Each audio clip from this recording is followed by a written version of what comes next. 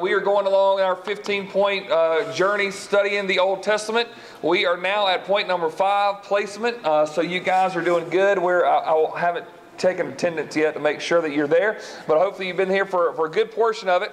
But tonight what we're going to do is at the 5th point of looking at placement. So we started out once again at creation. God created all things. It was good. He created it for His glory. He also created mankind and gave them one rule. How well did they keep that rule?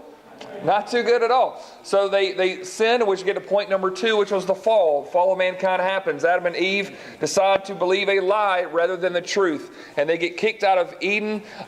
Satan gets punishment. Adam gets punishment. Eve gets punishment. And God promises that He's going to send someone, seed of a woman, who's going to turn this thing back around. So we get to the place of the flood, where sin increased so much that God decided one day to wake the people up and said, I'm not going to allow you to play along with sin anymore, but I'm going to send a flood to start over again, to show that God punishes sin.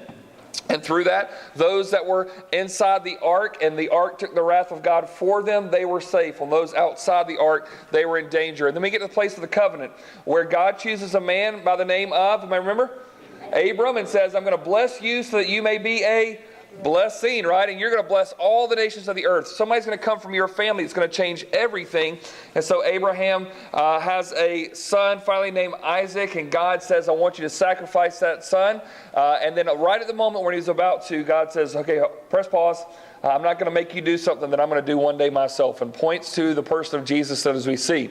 Now we get to this issue of placement on this. And so the summary of this, and we'll get there. There'll be a few stories that we've got to look at to show you how we get there.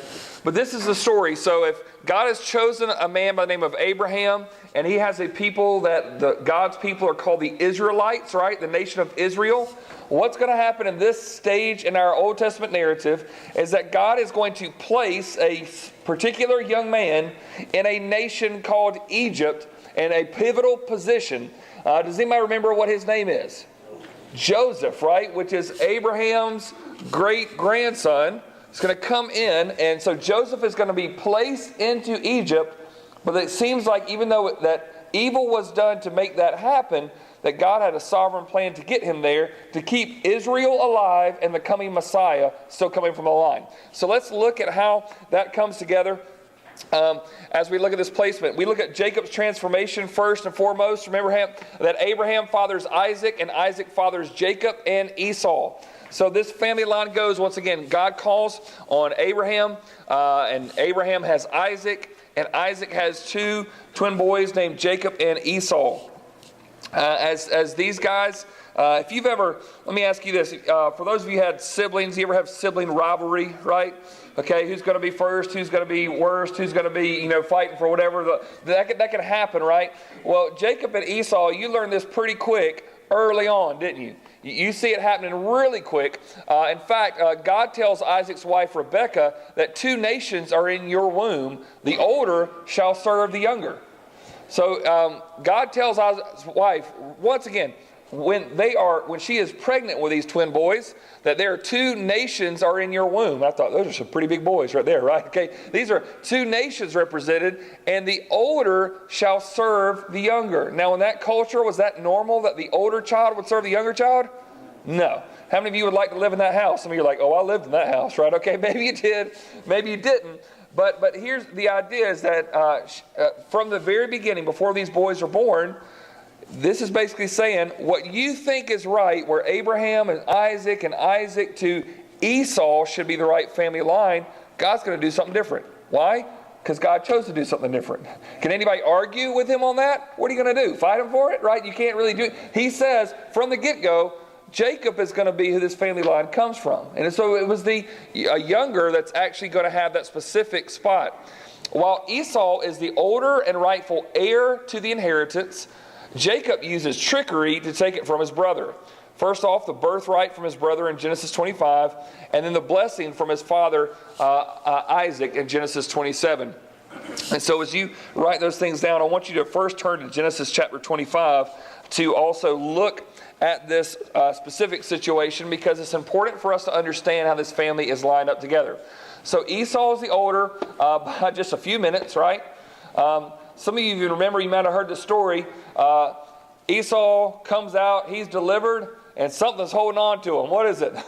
That baby brother. Oh, no, you ain't going out first. You know, you talk about people, you go, man, this is sibling rivalry at the very, very beginning, right? These two kids in the womb.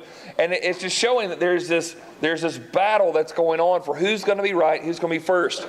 Well, when we get to Genesis chapter 25, verse 29, it says, once when Jacob was cooking stew, Esau came in from the field, and he was exhausted. And Esau said to Jacob, let me eat some of that red stew, for I am exhausted. Therefore his name was called Edom. And Jacob said, sell me your birthright now. Esau said, I'm about to die. Of what use is a birthright to me? Jacob said, swear to me now. So he swore to him and sold his birthright to Jacob. Then Jacob gave Esau bread and lentil stew, and he ate and drank and rose and went his way. Thus Esau despised his birthright. Now, does this sound like a weird story to anybody in here? It does to me. First reading, I'm going, this is weird. Okay, so you tell me that the older brother, especially this culture, has the birthright that basically says this: when Daddy Isaac's gone, I'm responsible for everything, including baby brother, right? Baby brother of just, a few minutes, right? But still, I'm in charge of baby brother. In our house, we've got two boys that are 10. One is older than the other by a whopping 14 days, okay? In fact, the insurance company, I remember the insurance company called me one time and said, that's not possible. You can have kids that are, on the same day born, or they can be 9 months apart, but our computer system won't allow this. I said, well, I promise you, they're both mine. You have to figure out how to change the computer system here. And they said, well, and so in our house with 14 days apart, you wouldn't think there'd be sibling rivalry of who's older, except y'all know ourselves, right? Don't you know that there's probably somebody in this room that likes to brag to their brother that they're 14 days older. Is that correct? Okay, there you go. So sometimes, even with 14 days older, there's this kind of like, I want to show that I'm the older brother. Well, Esau was that older brother. That means that when Daddy Isaac dies, he's got the rights of everything his dad owns, everything he's got, and including the way that his brother is supposed to live his life. And that Esau is outside. He's coming in from the field. He's a hunter. He likes to stay busy. And one day he comes in, he's exhausted. Y'all ever had that moment you're just so hungry, so famished, and you almost just gorge yourself. You're just eating so fast. Well, he comes in and he is starving. And it just so happens that Jacob, who is a little bit, as we would read in this passage, he's a little bit of a mama's boy, okay? Jacob is his mama's favorite. Esau is daddy's favorite. Jacob's in there, he's cooking or whatever, and Esau comes in and says, I am starving to death. Give me some of that right now. I'm going to die. I'm so hungry. He goes, all right, I'll give you some. Just sell me your birthright. I just want to be, when Dad dies, get everything that you're supposed to get. That's all. And Esau says, well, what good is it to me if I'm about to die anyway? Sure. And he goes, swear to me. Now you make sure now. I'm not messing around here. I'm serious about this. And Esau sells his birthright for a bowl of stew. Okay? Now, let me ask you a question. What does that tell about how much Esau valued that birthright? Not much, a lot. I mean, he didn't see it. He took it for granted for really what it was worth. Now, a lot of people read this story and say, how in the world would you walk away from what God has blessed you with for a bowl of stew? And I will say, as a pastor, I've seen people walk away for much more for a lot less. There's been stuff that lasted a lot shorter than a bowl of stew that people have traded what God has called them to do. You follow me? A lot. So that stew, you go, that seems little. There's been people who have sold for a lot more for a lot less than that. And so what happens is that Esau just goes, I want my needs met now. I don't want the birthright in 40 years. I want my, hunger met right now. I want instant gratification. Well, good thing that nobody in here struggles with that, right? Okay. Now we get a little bit closer, don't we? This isn't some far off remove. This is close to us. And so Esau, I wrote this down in my Bible just to help me kind of understand this. But what happened is that Esau traded the ultimate for the immediate. You follow me? He traded something ultimate for the immediate. He traded the utmost for the urgent. Something that's greater, but it's longer down the line, but I want something now. I want something now. And so Jacob is a trickster well enough to know, going, all right, well, I'll get this. So he gets the birthright. What does that mean? That basically means this. For all practical purposes and the will, now he is the firstborn, legally speaking. There's been a commitment with one another. And so he trades this, and he uses to take his birthright from his brother. Then in Genesis 27, turn over here, and we see that he also takes the blessing from his father. So the birthright is legally, he's now officially the guy who's basically at the top of the will, okay? He's going to be the one that's responsible for the will with that. And now he's going to ask for his blessing for his father Isaac. Isaac's getting ready to die, and we'll go down to chapter 27, and actually, I'm going to read this really quick just to make sure that you understand the context of the story. It says, when Isaac was old and his eyes were dim, look at verse 1, so that he could not see, he called Esau his older son and said to him, my son. He answered, here I am. He said, behold, I am old. I do not know the day of my death. Now then, take your weapons, your quiver and your bow, and go out to the field and hunt game for me. And prepare for me delicious food, such as I love, and bring it to me so that I may eat, that my soul may bless you before I die. So he's looking at his favorite. He's looking at, in his mind, the boy he's going to turn everything over to. And he says, go out there, hunt me something good, cook it for me, and then I'm going to bless you, and I'm officially handing it over to you. Okay? Officially. Verse 5. Now Rebekah, this is his wife, was listening when Isaac spoke to his son Esau. So when Esau went to the field to hunt for game and bring it, Rebekah said to, listen, look at that line. Rebekah said to whose son? Her son. Don't you see that? You see the favoritism there? It's not our son, it's her son. This is her baby boy. This is her favorite. And this family is so messed up with favoritism, causing all kinds of drama here. And once again, it's showing a lot of issues, because Rebekah said to her son, Jacob, I heard your father speak to your brother Esau. Bring me game and prepare for me delicious food, that I may eat it and bless you before the Lord before I die. Now therefore, my son, obey my voice as I command you. Go to the flock, bring me 2 good young goats, so that I may prepare them delicious food for your father, such as he loves. Oh, I know what that man loves to eat. I'll do it. Verse 10, and you shall bring it to your father to eat, so that he may bless you before he dies. And Jacob said to Rebekah's mother, behold, my brother Esau is a hairy man, and I am a smooth man. Perhaps my father will feel me, and I shall seem to be mocking him, and bring a curse upon myself and not a blessing. His mother said to him, let your curse be on me, my son. Only obey my voice and go bring them to me. So he went, took them and brought them to his mother. His mother prepared delicious food, such as his father loved. Then Rebekah took the best garments of Esau, her older son, which were with her in the house, and put them on Jacob, her younger son. And the skins of the young goats she put on his hands and on the smooth part of his neck. And she put the delicious food and the bread which she had prepared into the hand of her son Jacob. So if you're going, so you mean to tell me that Esau was so hairy he felt like a goat? You got it, okay? That's how I'll say it. This is the closest that they can get to. So she is literally, this is how deceitful this family is. Put goat hair on your neck, okay? Put goat hair on your arms, and he's going to think, oh, this is Esau, because obviously my son feels like a goat. All right, there you go. Then verse 18. So he went into his father and said, my father. He said, here I am. Who are you, my son? Jacob said to his father, I am Esau, your firstborn.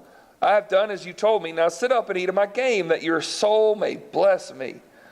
But Isaac said to his son, how is it that you have found it so quickly, my son? Oh, y'all ready for this?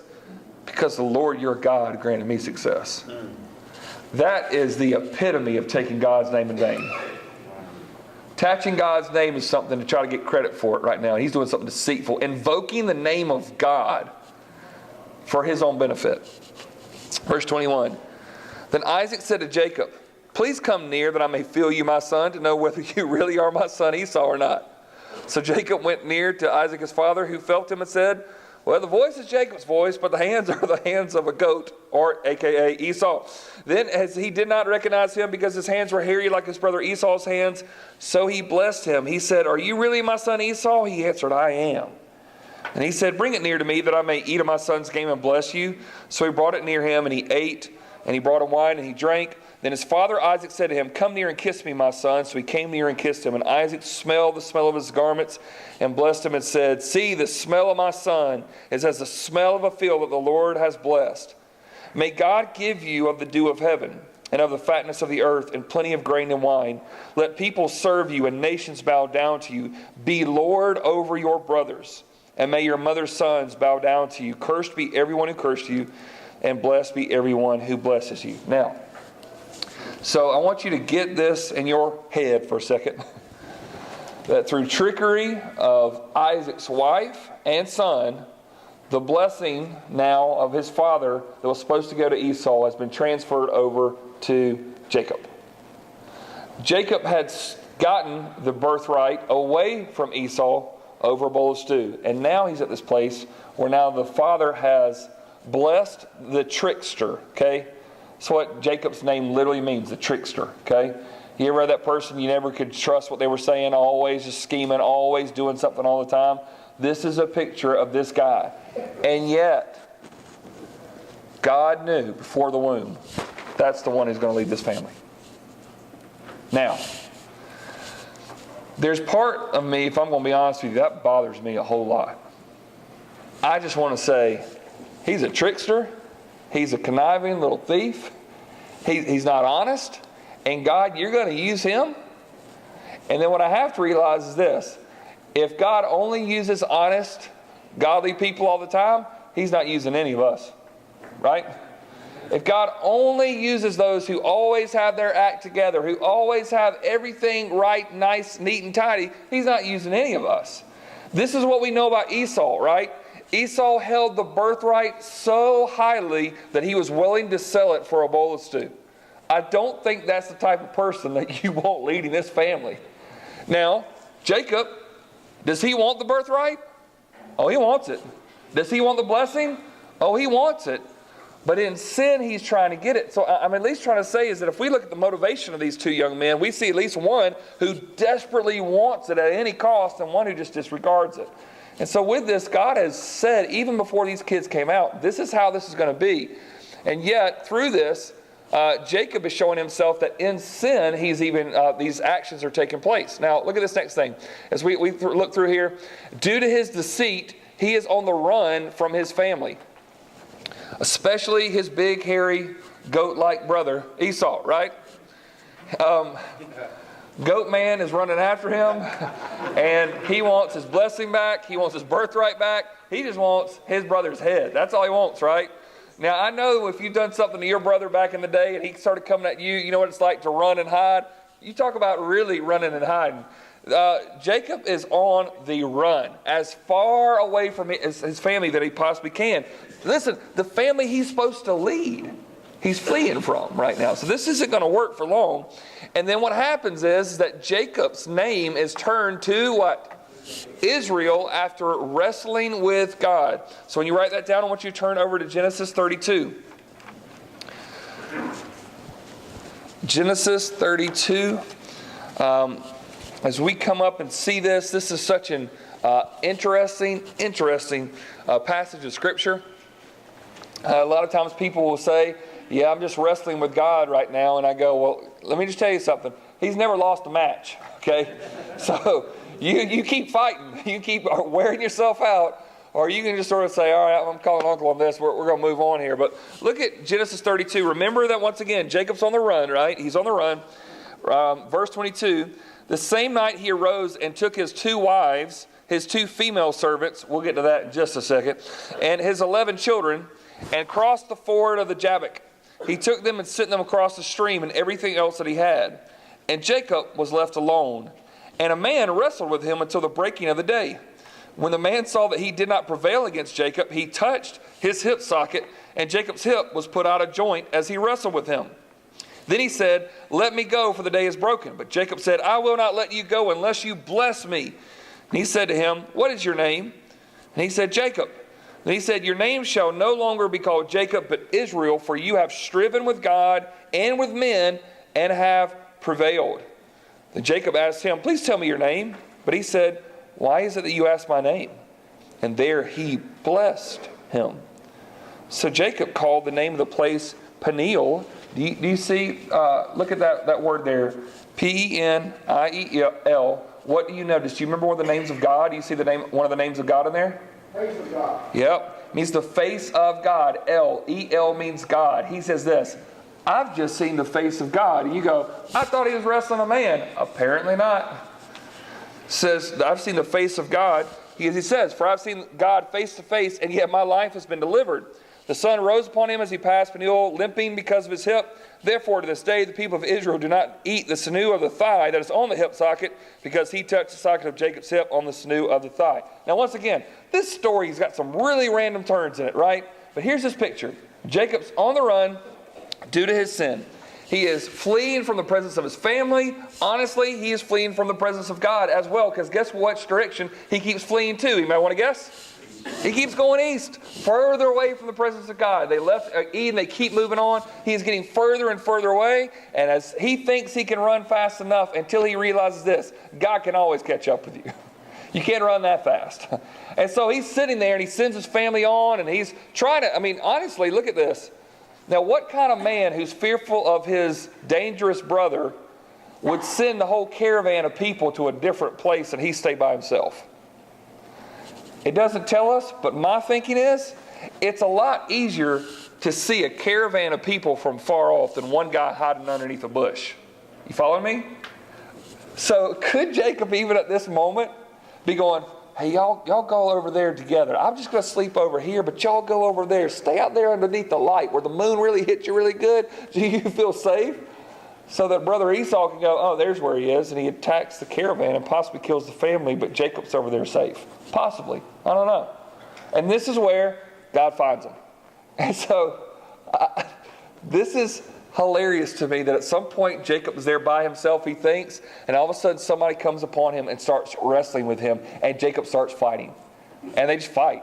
Now, I don't know what you think about this, but your idea of who God is and what he does and what he doesn't do, God has come down to fight with Jacob, wrestle with him.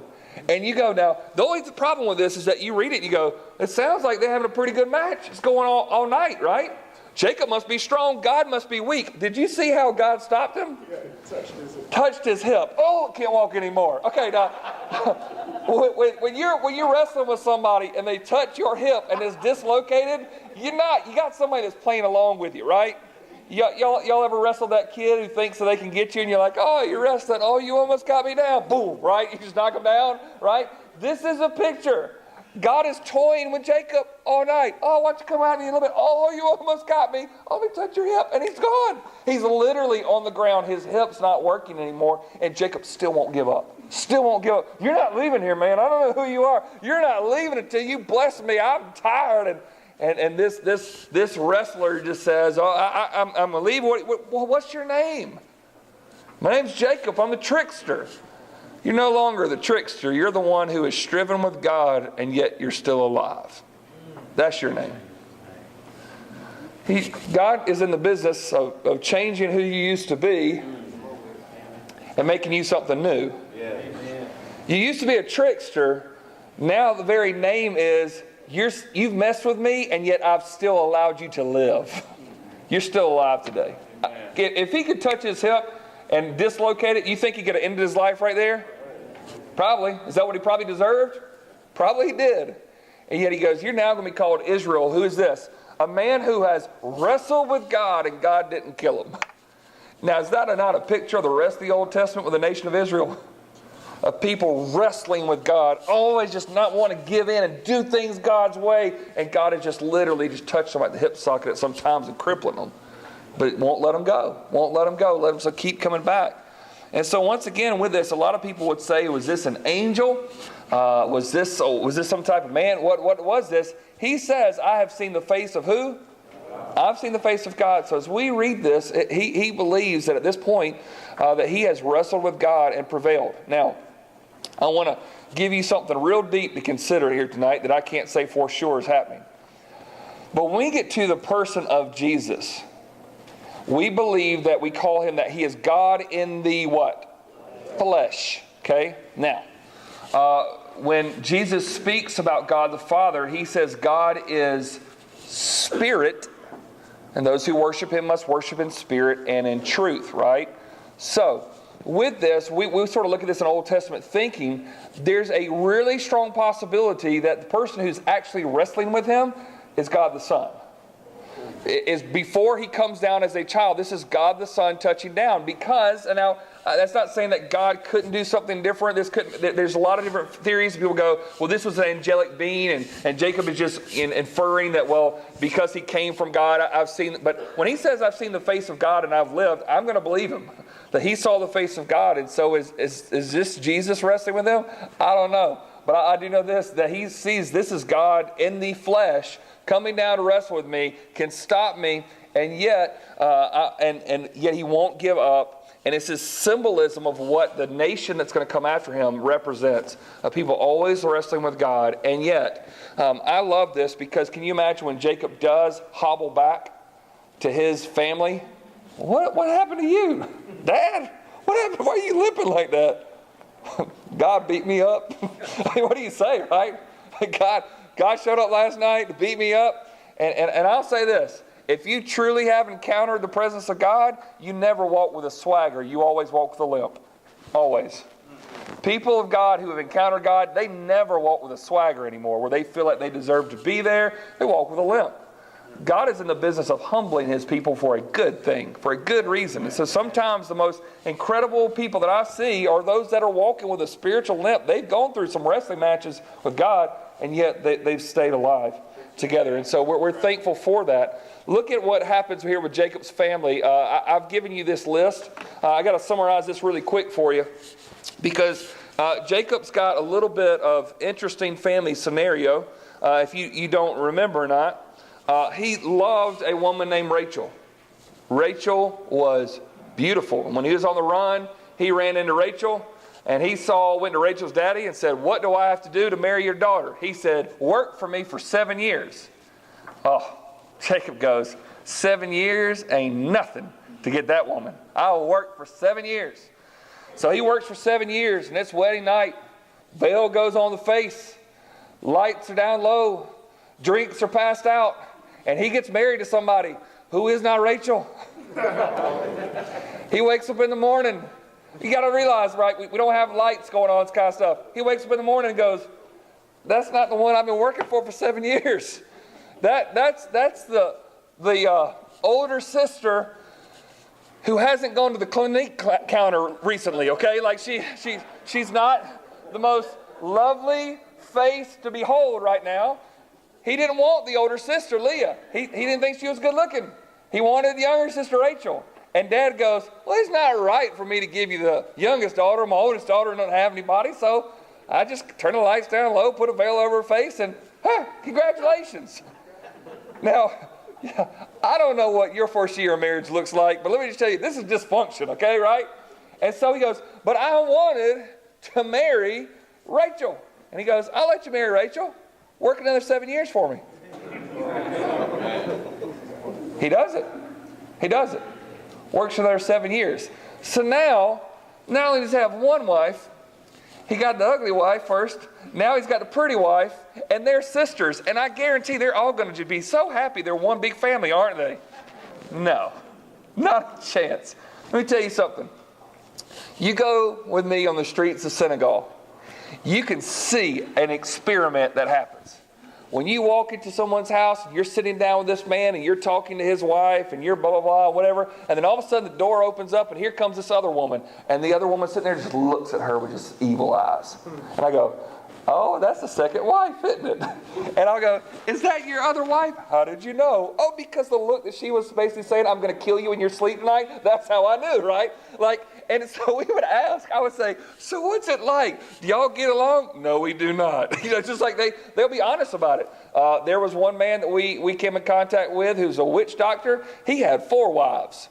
That's a lot of money and, a lot of stuff going on there, right? But he had 4 wives that he had, that he was, and once again, he had 2 houses. 3 of them lived in this house, and 1 of them lived in this house, and he had, I don't know how many children. I think he said 46 kids between all of them, okay? So just, in that culture, right, that's something impressive. Well, here is Jacob, who has married Leah by accident, but he wants to marry Rachel.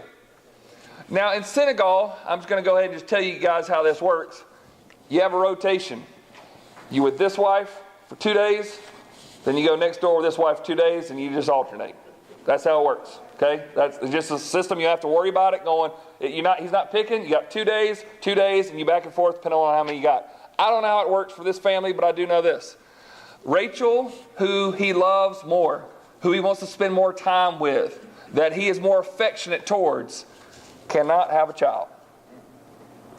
And the one that he is not so infatuated with, you could rename Leah Fertile Myrtle, because she is having children all the time, okay?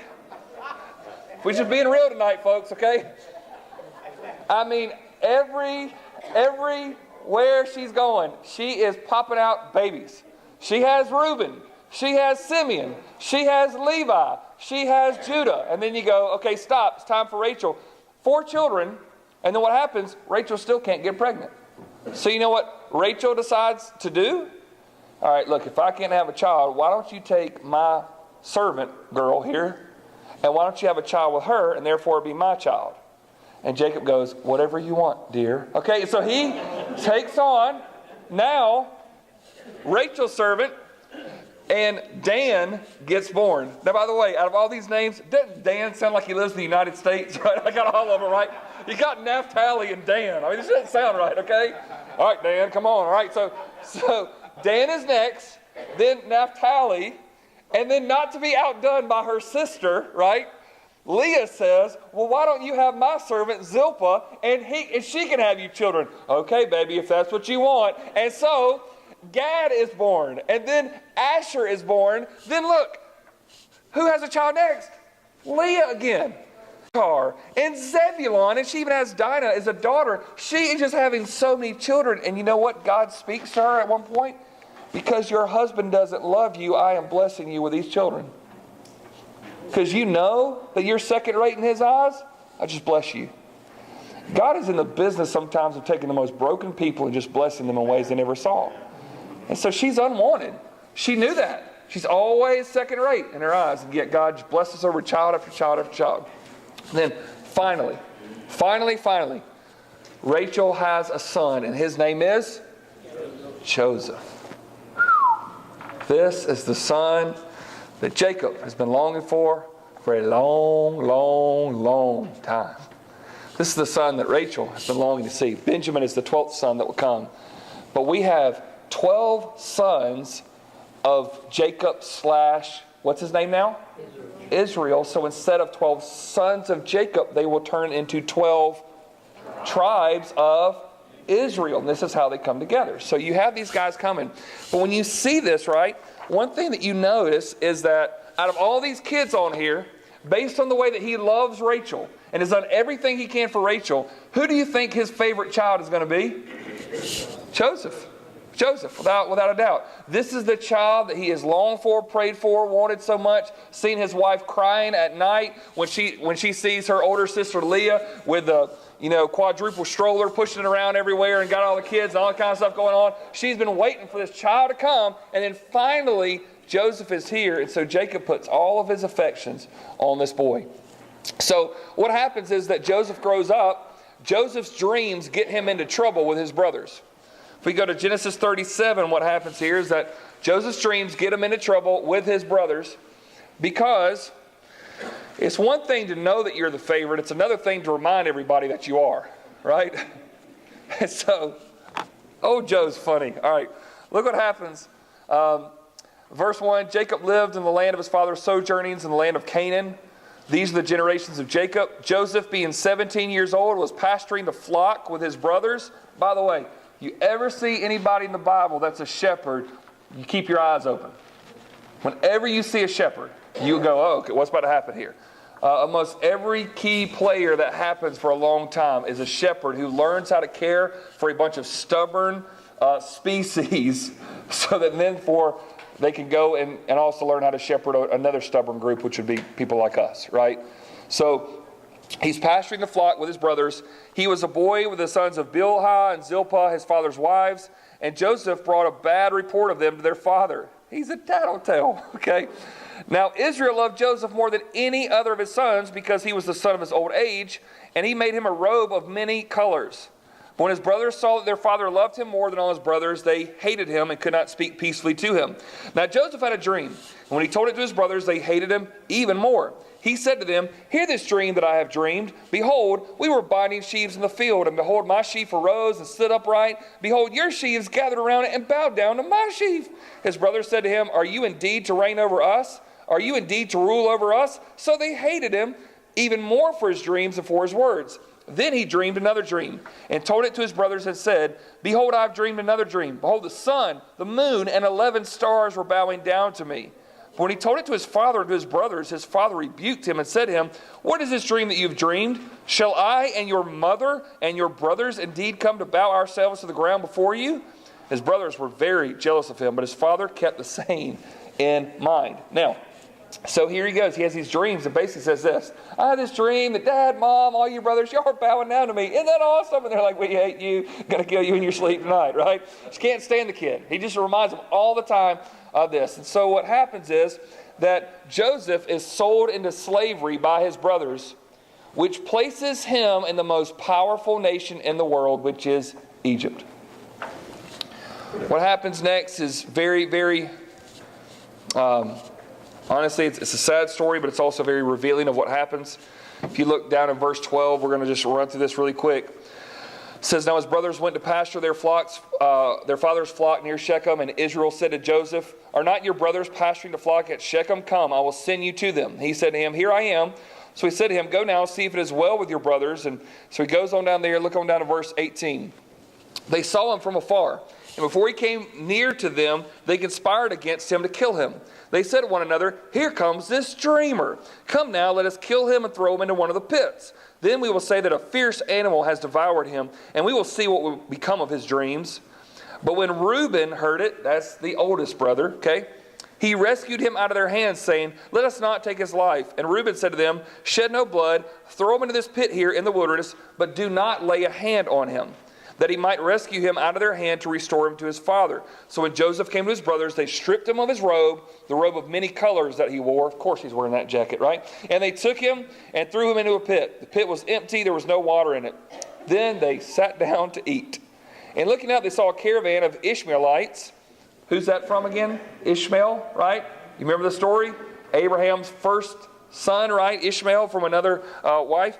"Coming from Gilead with their camels bearing gum, balm, and myrrh on their way to carry it down to Egypt. Then Judah said to his brothers, 'What profit is it if we kill our brother and conceal his blood? Come, let us sell him to the Ishmaelites, and let not our hand be upon him, for he is our brother, our own flesh.' And his brothers listened to him. The Midianite traders passed by, and they drew Joseph up and lifted up out of the pit and sold him to the Ishmaelites for 20 shekels of silver. They took Joseph to Egypt." Can you think of somebody else who's going to be betrayed for some shekels one day? Just early on, an innocent sufferer who is going to be betrayed for some shekels of silver here. So anyway, they come in here. He's sold into slavery, and yet he's bought by a man by the name of Potiphar. You turn over to Genesis chapter 39. So he's sold into the house. Once again, these guys, they strip him of his coat. They put some animal's blood on it. They take it back to his dad and say, "We think your son is this." By the way, we never really look at what Joseph's wearing, but is this the coat he always brags about that you gave him and you didn't give us? Is that the one, right? That he always waved around in front of us and how he was more favorite? Is that coat? Oh, it is. There's a lot of blood on it. Are you sure that's his? Oh, something must have happened to him, Dad. We're sorry. What happened? And Israel goes into a mourning, a sinking of depression that is just very, very severe. Joseph gets bought by a man by the name of Potiphar. Potiphar has a wife whose name is Potiphar's wife. So that's all we know about her. But she likes old Joe. In fact, so much, Joseph keeps integrity when tempted by Potiphar's wife. Potiphar's wife continues to approach him to try to have extracurricular activities with Joseph when Potiphar's not at home, and he continues to say no over and over and over again. And she keeps coming at him, more forceful every time. Nobody's going to know. This is it. Look, my husband's put you in charge of everything in this house. I'm in this house. Whatever you need. And he goes, you're right, he's put me in charge of everything in this house, and I'm not touching his wife, right? And so much so that one day she gets so angry, and she is in such desperation to get him, she grabs a hold of his coat. It wasn't the multicolored one, by the way. This was gone, right? She grabs a hold of it, and he's trying to get off of her, and you can imagine that there's a struggle whether either I'm going to have to physically get her off and possibly injure her, or I just got to somehow get away from her, and so he does. Which means he leaves his clothes there. He's trying to get away. She holding on to his robe. He gets out, and he is running through Egypt streaking, okay? And she gets so enraged, she starts screaming, this man tried to come in here and rape me. Look, he left his jacket here. So Potiphar comes in and is enraged, throws him into prison. Now follow this. A man who does the right thing, refuses to sin, is now going to be imprisoned and suffer for something he did not commit, the sin of another. See where this is going? The suffering, sinless person who is now going to suffer because of the lust and the lies of a crazy woman, he's going to have to suffer because of it. So he keeps his integrity, but he's put in jail. In jail, Joseph is able to interpret dreams, and eventually that news gets to Pharaoh. So when you look throughout this passage of Scripture, there is a beautiful, beautiful line to me that I think that is somewhat shocking to read.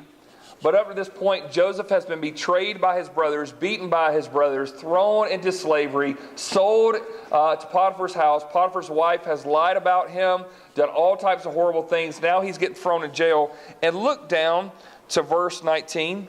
It says, as soon as his master heard the words that his wife spoke to him, this is the way your servant treated me. His anger was kindled, and Joseph's master took him and put him into the prison, the place where the king's prisoners were confined, and he was there in prison. But the Lord was with Joseph.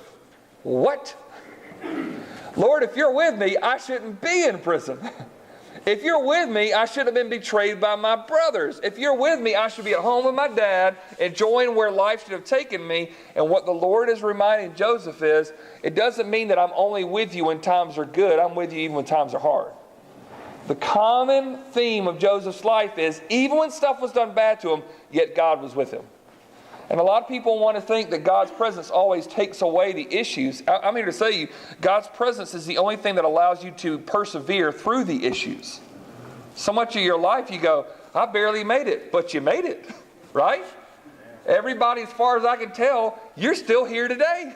And you probably shouldn't be. There's enough stuff in your past that you go, how in the world could I even be here? Because God was with you. Even when you were trying to run and flee, God was with you. Look at verse 23. The keeper of the prison paid no attention to anything that was in Joseph's charge because the Lord was with him, and whatever he did, the Lord made it succeed. Joseph's now second in charge of the prison. And as he's there, there's a couple of prisoners there. One is a cupbearer. One is a chief baker. They both come in. They wake up in the morning, and they go, gosh, I had a crazy dream last night. Joseph's sitting there with him, go, what was your dream about? And this other guy goes, I had a crazy dream too. Okay, well tell me. I'm actually pretty good at figuring out dreams. Get me in trouble sometimes, but just try me. And one says, well, I had this dream, blah, blah, blah. You know, I used to work for the king of Egypt, but now I got thrown into prison. What does this dream mean? He goes, that dream right there? That means that Pharaoh's about to get you out of prison, and you're about to be back in his court. That's awesome. The other guy goes, interpret my dream. Oh, that dream means Pharaoh's going to come in here. He's like, yeah, and he's going to call you by name, yeah, and he's going to kill you. Can I go back to sleep and get another dream? Right? Because Joseph said, this is going to happen. And guess what happens? Both those dreams got fulfilled. Pharaoh calls in and brings one of them back to his court. The other one he kills. And as the guy who's going back to Pharaoh's court, Joseph says, hey, when you go in there, tell Pharaoh I'm a real smart kid. I got some stuff figured out. If I can help. He goes, oh yeah, I remember you, man. As soon as I'm up there, I will tell you all about him. And he's walking up the steps going, what was that kid's name again? Right? He's gone, okay? The guy forgets about Joseph until months, years later, that worker's there in Pharaoh's court, and Pharaoh's waking up in the morning and just saying, I am being haunted by these dreams and I can't figure them out. He starts telling all of his wise men, all of the people who practice all types of just some witchcraft and different types of divination and whatnot. Hey, tell me what these dreams mean, and nobody can figure it out. And then all of a sudden that guy goes, dreams. Hey, there's this Hebrew kid down in the jail. He interpreted my dream. He interpreted the other dreams that you did. He might be able to help you. And at the right time, Pharaoh calls kid up to come and to do something. So that news gets to Pharaoh. Pharaoh tells him his dream. It says this, and Joseph interprets it this way. I'll summarize it. There's going to be 7 years of plenty in this land. 7 years of plenty. Great harvest, wonderful crops, great rain. Pharaoh goes, that's awesome. Well, what's the rest of the dream? After that, it's going to be 7 years of famine, and so you better make sure you're stockpiling your food, or else everybody here is going to starve. And Pharaoh says, I believe that dream to be true, and I believe you're the guy to watch over it. So now here's this Hebrew kid, betrayed by everybody he's ever known in his life, is now the second most powerful man and the most powerful nation in all the world. Think about that. He is placed second in charge of the most powerful nation in the world. And so, as he is coming into this position, he now leads this land to stockpile all their food for 7 years, and then all of a sudden a famine hits that's severe. But the way that Joseph has had it stored, everything's good. Everybody in Egypt is eating well.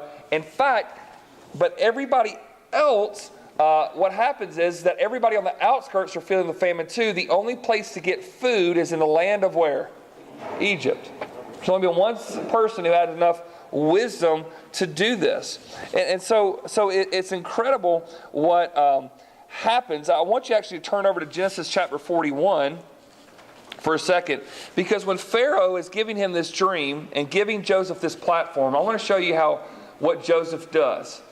At this climactic, pivotal moment in his life, when finally he's getting recognition, finally he has a chance to be somebody, finally he has a chance to shine a light on himself, Pharaoh says, I've heard you can interpret dreams. And in Genesis 41, verse 16, look what he says. Joseph answered Pharaoh, it is not in me. God will give Pharaoh a favorable answer. I would think at that point, shine the light on you, man. You've had enough of dealing with everybody else. He goes, no, if I got an opportunity to shine a light, I'm going to shine a light on the one who's going to give me this authority. So you know what happens?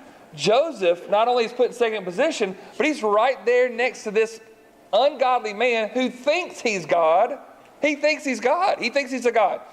And all the time, he's teaching him the ways, the one true God of the Bible. All the time, right there by his side.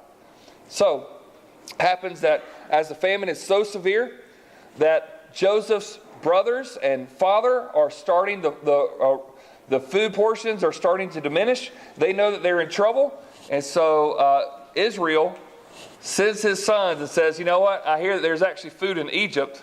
I can imagine the brothers go, Egypt? There ain't nobody in Egypt. What are you talking about? We're not going to Egypt because it's the only place we can have food. We've got to be there. We've got to get there. So these brothers go and get in the long line of waiting and getting there and trying to make their case to get food. And they get to the place where they see this figure right there before them. Okay? And they don't recognize this man who is a lot older than that little baby brother they threw into the pit. Guarantees probably, in that time, probably had a shaved, real clean head, kind of waxed. His skin is a lot more, probably darker than what it was as he's been out in the sun. The Egyptians, the way they like their skin complexion, he looks different. His eyebrows are going to look different. His dress is going to look different. His body shape is going to look different. But these other guys, Joseph's brothers, he recognizes them. And so they walk in and they just see this guy and they're looking up and kind of humbly at him and trying to make favor with him. And Joseph sees them and knows what's happened here. So Joseph does a series of tests to try to see what kind of men these brothers are, doesn't he? In fact, he gets so much so that he basically puts a little trap in there to get Benjamin to see him, right? And then when all of a sudden he finally reveals himself to his brothers, and his brothers, as you can imagine, you think they were pretty shocked when that happened? Very, very shocked. In fact, I want you to turn to Genesis 45.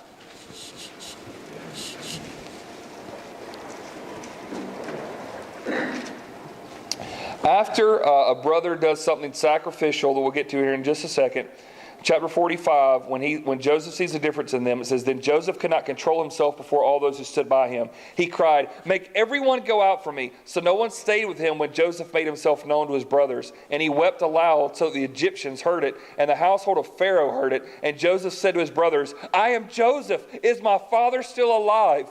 But his brothers could not answer him, for they were dismayed at his presence." Can you imagine? Can you imagine if you had beat this kid up, thrown him into prison, sold him into slavery, and there he is, the second most powerful man you've ever known, and he reveals himself to you? They're going, "Where's the quickest exit sign," right? "I'm about to get out of here," right? And then, verse 4, "So Joseph said to his brothers, 'Come near to me, please.' And they came near, and he said, 'I am your brother Joseph, whom you sold into Egypt. And now do not be distressed or angry with yourselves because you sold me here. For God sent me before you to preserve life. For the famine has been in this land these 2 years, and there are yet 5 years in which there will be neither plowing nor harvest. And God sent me before you to preserve for you a remnant on earth and to keep alive for you many survivors. So it was not you who sent me here, but God." Good night. For somebody to say, betraying me, ridiculing me, beating me, selling me into slavery, Potiphar's household, the prison, all these years of being in my family, it was worth it. Why? Because you're alive now. Dad's going to be alive now. And the promise given to my great-grandfather Abraham, that somebody was going to come from this family that was going to bless all the nations of the earth, including Egypt, this family had to survive. We can't starve. Why? Because the Messiah is coming. And so God allowed me to suffer so that others could be free. So he says, "Go and bring Dad back here." Dad's name was Jacob, which had turned into what again? Israel. So through his placement, Israel moves into Egypt. The whole lot of them. The old man, the kids, the family, the nation of Israel takes up residence in Egypt. Takes up residence. And so this places them now on this grand international stage. This growing family is now going to be protected by Pharaoh in this land. They're going to not only survive the food, but they're going to get the best of the land. At the end, at his death, Israel blesses all of his sons in Genesis 49. He gathers them together. Israel says that he's going to bless all of his sons.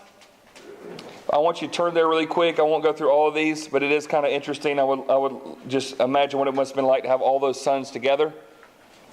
He basically starts blessing them, and basically some of the blessings that he gives on his deathbed are going to come true in their lives, but also for their people that represented there.